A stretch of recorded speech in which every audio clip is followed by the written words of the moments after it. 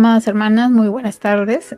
El día de hoy estaremos tocando la lección 24 y se titula La frecuencia de vivir en el Espíritu Santo. Como hemos visto en las semanas pasadas, hemos estado tratando sobre el capítulo 8 de Romanos, porque este capítulo es realmente vital en la vida del creyente, porque habla mucho de poder depender y sabemos a través de este capítulo cuáles son los resultados de poder vivir llenos del Espíritu Santo. Así que vamos a continuar con este tema. En la clase anterior estuvimos viendo la importancia de poder vivir bajo la dirección del Espíritu Santo, donde leímos justamente en el versículo 9, si es que el Espíritu Santo mora en nosotros, realmente es porque somos de Cristo. Y también estuvimos viendo de que nosotros debemos dejar que el Espíritu pueda renovar nuestros pensamientos, nuestras actitudes y realmente que se puede ejercer en nosotros esa nueva naturaleza, ¿verdad? Que es creada según la semejanza de Dios.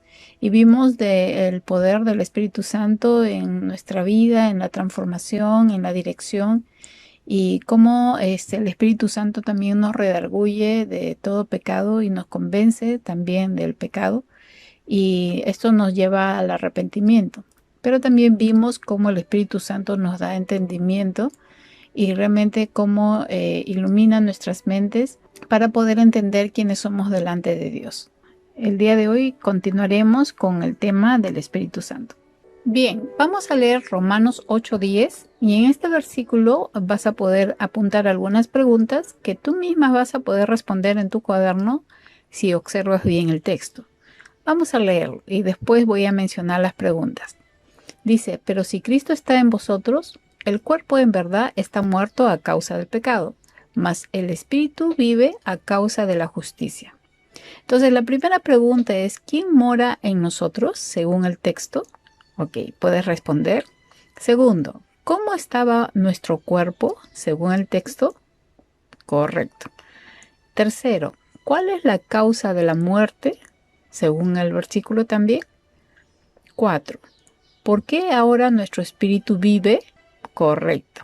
Entonces, vamos a descubrir las respuestas.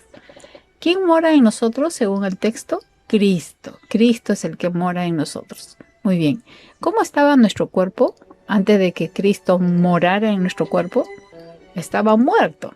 Correcto, estaba muerto. Esa sería la respuesta. ¿Cuál es la causa de la muerte según lo que observamos en el texto? El pecado, porque sabemos que el pecado siempre va a traer muerte. Y el cuarto, ¿por qué ahora nuestro espíritu vive?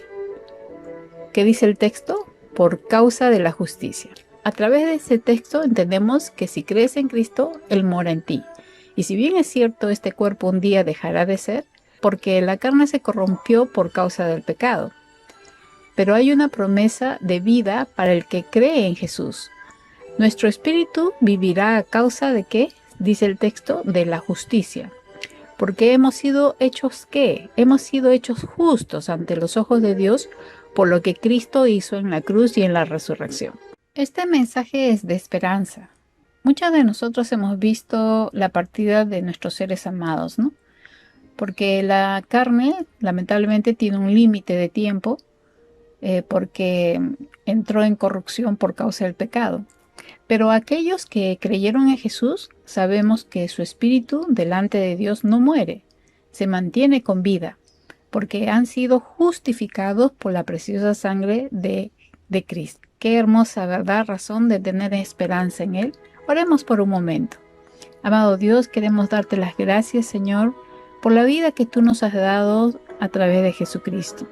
Realmente en Él, Señor, nuestros cuerpos que eran limitados, lamentablemente, Señor, se quedarán acá en la tierra, pero nuestro espíritu, Señor, ha sido vivificado por causa, Señor, de la obra redentora que tú hiciste en la cruz y por la victoria que tuviste sobre la muerte. Gracias, Señor, porque en ti tenemos esperanzas y todo aquel que ha partido ya, pero ha creído en ti, tiene la misma esperanza que nosotros. Así que confiados, Señor, vivimos bajo tu cobertura, bajo tu salvación, Señor, y gracias por este tiempo. En el nombre de Jesús, amén. Bueno, en esta parte, con todo lo que has podido aprender, vas a escribir una carta de testimonio. ¿Cómo pasaste de muerte a vida? Porque es el Señor que hizo esa transición, ¿verdad? En tu vida. Luego, con tu testimonio y con lo que Cristo ha hecho en tu vida, vas a hacer un folleto evangelístico de tu biografía y lo que Cristo hizo por ti. En este folleto, que lo vas a hacer tú misma, puedes hacerlo en computadora, a mano alzada, puedes usar dibujos o imágenes que puedan ayudar a comunicar esta buena noticia de lo que Cristo ha hecho en tu vida. Y compártelo con algún vecino, familiar, amigo, y no dejes que pase este año sin haber ganado a alguien para Cristo. Vas a enviarme fotos. De esta manera sabré que has podido hacer esta parte de la tarea con tu testimonio para poder llevar las buenas noticias. Bien, veamos ahora el versículo 11 y dice: y si el espíritu de aquel que levantó de los muertos a Jesús mora en vosotros, el que levantó de los muertos a Cristo Jesús vivificará también vuestros cuerpos mortales por su espíritu que mora en vosotros. Continuando con las preguntas en tu cuaderno, vamos a resolver 3 preguntas. En primer lugar es, ¿quién levantó de la muerte a Jesús según el texto? 2. ¿Quién crees que es el Espíritu de Dios? 3. ¿Dónde mora el Espíritu Santo? Según el texto, ¿no? Recordemos que observando el texto nos va a dar la respuesta. Entonces, en la primera pregunta, la respuesta sería, ¿quién levantó de la muerte a Jesús? Es el Espíritu de Dios. Segunda, ¿quién crees que es el Espíritu de Dios? Bueno, es el Espíritu Santo. ¿Y dónde mora el Espíritu Santo? Según el texto, mora en nosotros. Entonces, el Espíritu Santo ha sido dado a cada creyente cuando nacemos de nuevo. Si realmente tenemos el Espíritu Santo, el Espíritu de Dios es totalmente poderoso y suficiente sobre la carne. Por eso no podemos ser fácilmente tentadas y seguir cayendo en los pecados antiguos de nuestra vieja naturaleza. Porque si el Espíritu Santo mora y reina en nosotras, es porque le pertenecemos a Cristo Jesús. Y al pertenecerle a Él, el poder del Espíritu que da vida nos ha libertado del poder del pecado, que justamente nos llevaba a la muerte. La pregunta es por qué continuamente a veces fallamos en vivir una vida cristiana, donde a veces no evidenciamos los frutos del Espíritu Santo. El apóstol Pablo lo menciona claramente a la iglesia de Éfeso. Esto lo encontramos en Efesios 5:18. Dice, no se emborrachen con vino, porque eso les arruinará la vida. En cambio, sean llenos del Espíritu Santo. Ahora, Pablo enfatiza que los creyentes no pueden seguir en su propio estilo de vida. En cambio, debemos dejar que el Espíritu Santo gobierne nuestras vidas en esa plenitud que va a producir en nuestros corazones el poder hablar espiritualmente con la palabra, el poder cantar en el Espíritu al Señor de todo corazón. Bueno, quisiera hacerle algunas preguntas, ¿no? Que no necesariamente se desprenden del texto, pero sí tiene que ver con preguntas personales. ¿Alguna vez el Espíritu Santo te ha llevado a honrar a Jesús en tu corazón? Bueno, ahí puedes compartirnos en las hojas de tu cuaderno. ¿El Espíritu Santo te ha llevado a expresar cánticos de alabanzas personales que jamás has escuchado de repente en YouTube, en un CD, y que han sido personales y han salido de todo tu corazón para poder honrar a Dios? El Espíritu Santo ha puesto en ti palabras de sabiduría cuando has tenido que aconsejar, consolar, animar a alguien. El Espíritu Santo te ha llevado a expresar oraciones donde no has medido el tiempo y cuando has terminado ese tiempo a solas con el Señor, has podido salir totalmente fortalecida. El Espíritu Santo despierta en ti ser más como Jesús a pesar de estar enfrentando una fuerte batalla en tu familia, en el trabajo, en tu salud. Eso es parte de tu testimonio. porque el Espíritu Santo siempre nos va a llevar al área espiritual, nunca nos va a llevar a la carne. Entonces, te animo a que puedas responder y compartir en tu cuaderno lo que el Señor está haciendo a través del Espíritu. Continuemos con nuestra lectura en Romanos 8:12. Dice: así que, hermanos, deudores somos no a la carne, para que vivamos conforme a la carne. Porque si vivís conforme a la carne, moriréis. Mas si por el Espíritu hacéis morir las obras de la carne, viviréis. Entonces, lo que el texto nos está enseñando es que si somos del Espíritu, ya no debemos estar familiarizados con la carne, ni tampoco podemos estar coqueteando con ella. Como creyentes, nosotros realmente debe determinar el pecado y no debemos de permitir que a través de nosotras continúe. Por ejemplo, si algún familiar tuyo, ya sea tu esposo, hijos o alguna parentela que vive en tu casa, de repente han tenido algún desacuerdo contigo o te han provocado enojarte haciendo algo que no deberían haber hecho, no por eso le vas a, pues, a tirar la sopa caliente o vas a dejar de servirles. No, Dios nos enseña en su palabra, en Mateo 5:38 al 44, lo vamos a leer, y si tienes un color verde para poderlo marcar sería lindo, porque, bueno, personalmente el verde para mí significa crecimiento, ¿no? Son mandatos que uno tiene que tenerlos grabados en su corazón para obedecer. ¿Qué dice? Que no tenemos que poner, ¿qué? Resistencia contra el malo. A veces cuando alguien se porta mal con nosotros, nosotros no queremos hacerle ni un favor y hay una resistencia, no queremos hacerle bien, ¿no? Pero el Señor nos instruye que más bien debemos de bendecir a los que nos maldicen. Y también dice el texto que debemos hacer bien a los que nos aborrecen. Y tenemos también que orar por los que nos ofenden. Si nosotros reaccionamos con venganza, ¿qué va a pasar? El pecado va a seguir extendiéndose, ¿no? Se va a seguir reproduciendo en nosotros. Pero cuando obedecemos la guía del Espíritu Santo, el pecado va a quedar ahí y ya no se va a propagar. No digo que seamos cómplices, ¿no? Pero lo que nos enseña es que nosotros no seamos deudores de la carne. Que este pecado realmente no se reproduzca en ti. Bueno, el que se endeuda es el que peca contra el Señor, ¿no? En el caso de nosotras, no podemos endeudarnos.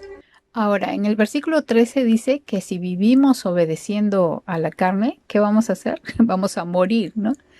Porque la frecuencia de vivir en la carne solo va a traer un resultado. Y el mismo texto lo dice. ¿Qué es lo que va a traer? La muerte espiritual. Pero si mediante el poder del Espíritu hacemos morir las acciones de la naturaleza pecaminosa, entonces vamos a vivir. ¿Qué nos está queriendo enseñar Pablo? Que el poder del Espíritu Santo, obrando continuamente en nuestras vidas, va a eliminar las obras de la carne. Entonces tenemos que aprender a caminar por el Espíritu si queremos crecer e ir tras la santidad del Señor. No podemos pretender vivir en el Espíritu al inicio y luego terminar en la carne. En primer lugar, jamás vas a poder encontrar perfección en la carne. La carne jamás te va a ayudar a perfeccionar tu vida delante de Dios. Y eso nosotros lo podemos ver en Gálatas 3:3. Y ahora, si nosotros leemos Romanos 8:14, acá hay como una conclusión, ¿no? Que es como un consejo también para nosotros. Dice: porque todos los que son guiados por el Espíritu de Dios, estos son, ¿qué? Hijos de Dios. Entonces acá nos está hablando de la característica de aquel que realmente se llama hija o hijo de Dios. ¿Qué es un hijo de Dios? Es el que es guiado por el Espíritu de Dios, que es el Espíritu Santo. Y para culminar ya ese tema, pues vamos a leer desde el versículo 15 hasta el 17. Dice: pues no habéis recibido el espíritu de esclavitud para estar otra vez en temor, sino que habéis recibido el espíritu de adopción, por el cual clamamos: Abba, Padre. El Espíritu mismo da testimonio a nuestro espíritu de que somos hijos de Dios, y si hijos, también herederos de Dios y coherederos con Cristo, si es que padecemos juntamente con Él, para que juntamente con Él seamos glorificados. Entonces, al dejar que nuestras vidas sean guiadas por el Espíritu de Dios, es porque primero hemos sido adoptadas por Dios. Solo al ser parte de la familia podemos entender y dejar que el Espíritu Santo nos pueda guiar. Todas nosotras que pertenecemos a Cristo, ahora ¿qué somos? Somos hijas adoptadas de Dios. Pero los que están bajo la ley viven todavía en esclavitud del poder del pecado. Y viven con temor quizás por las consecuencias del castigo que tiene la ley a los que la desobedecen. Pero como dice Romanos 8.1, dice, el creyente es libre de este temor. Y hay una hermosa promesa en Romanos 8.1. Dice, no hay condenación para los que estamos en Cristo Jesús. Entonces es el Espíritu de Dios que se une a nuestro espíritu para confirmarnos que somos hijas de Dios y somos nosotros entonces de la familia de Dios. Si vemos lo que significa la palabra adopción en su etimología, o sea, en el estudio profundo de esta palabra, veremos lo que significa. En primer lugar, lo que significa es de que Dios nos ha elegido, porque hay en Él un deseo de hacerlo, con la intención de vincularnos a Él mismo. Pero también esta palabra significa adquirir, que tiene que pagar un precio. Y nosotros sabemos que Dios pagó un alto precio de sangre por nosotros a través de su Hijo Jesús. Y entonces al integrarnos a su familia hay una relación de parentesco con Dios. Nosotras como adoptadas no teníamos la vida que Cristo tiene, pero ahora que somos herederas y coherederas con Cristo, nuestras vidas van a ir aprendiendo a poder reflejar a Cristo. Y eso va a ser en el caminar diario. Y parte de nuestro andar en Él es el sufrimiento por causa de su nombre, que nos va a preparar para la gloria que compartiremos con Cristo en la eternidad. Por eso todas las pruebas, burlas, padecimientos que pasamos como cristianas no se compara con las riquezas y gloria venidera que nos espera. Es importante que nosotros podamos pasar en el nombre de Jesús y con la guía del Espíritu Santo todas las pruebas que estamos viviendo en este tiempo. Si tú pasas estas pruebas vas a poder pasar las siguientes, porque estas pruebas te están preparando para formar en ti un carácter maduro y poder justamente enfrentar lo que viene el día de mañana. Por eso es importante que dentro de esta adopción que el Señor ha hecho con nosotros, que nosotros al poder ser hija justamente de Dios, es necesario tener una relación íntima con el Padre. Y debe despertar una necesidad de comunicarnos con Él, porque nosotros somos hijos. Debemos tener una disposición de querer obedecerlo como Jesús lo hizo. El hecho que podemos llamarlo Abba Padre, y esto significa papi o papito, que es una relación muy estrecha de cariño, ¿verdad? Habla que realmente nosotros podemos confiar en Él. Él es nuestro Padre que cuida de nosotros como su familia.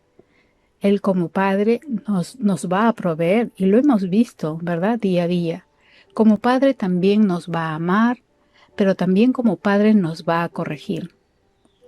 Por eso cuando Él nos disciplina de diferentes formas, porque hay una variedad de formas, no lo tomes a mal. No creas que Dios se ha agarrado contigo. No, Él es tu Padre. Y como Padre está cuidando de tu vida, porque te está preparando para el tiempo en que estaremos delante de Él por toda la eternidad. Entonces, si es que padecemos juntamente con Él seremos glorificados, como dice la palabra. Y eso está hablando de la eternidad que disfrutaremos algún día. Ya para terminar, quisiera que abras el libro de Filipenses, el capítulo 3, versículo 13 y 14. Pablo dice algo importante.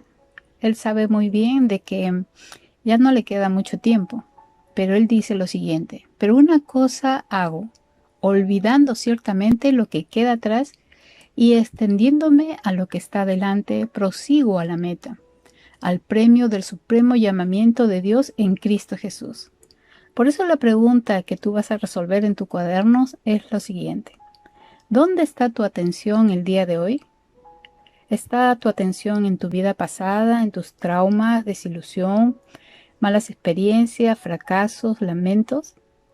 ¿Está tu atención en tu carrera, en metas como persona, como mujer? ¿Tu atención está en lo material, en la casa, ropa, dinero, comodidades en general? ¿Tu atención está en tu salud, la ansiedad, emociones?